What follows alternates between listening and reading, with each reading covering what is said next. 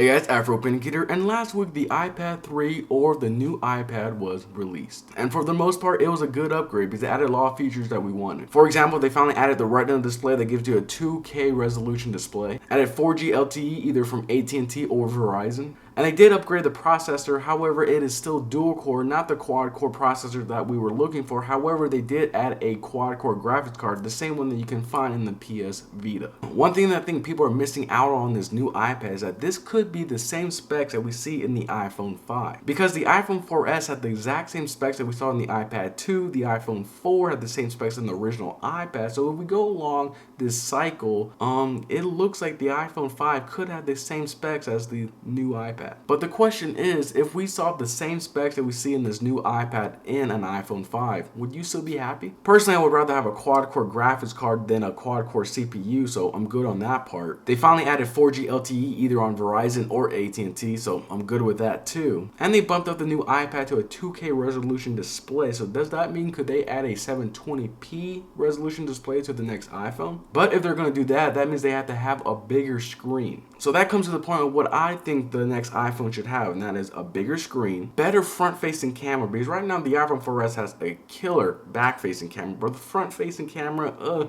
they need to bump that up to 720p, and a slightly different design. So if you're an Android user out there, what does the next iPhone need to have for you to switch over? And if you're an iPhone user out there, what does Android need to come out with for you to switch over? Please leave your thoughts and comments below, and I'll read some of your guys' thoughts on Wednesday's episode. Also, if you guys want to see a little demo reel of the iPhone 4S's camera that I just did on my channel, you guys can see that below. Probably a video response to this video. So I will see you guys on Wednesday's episode.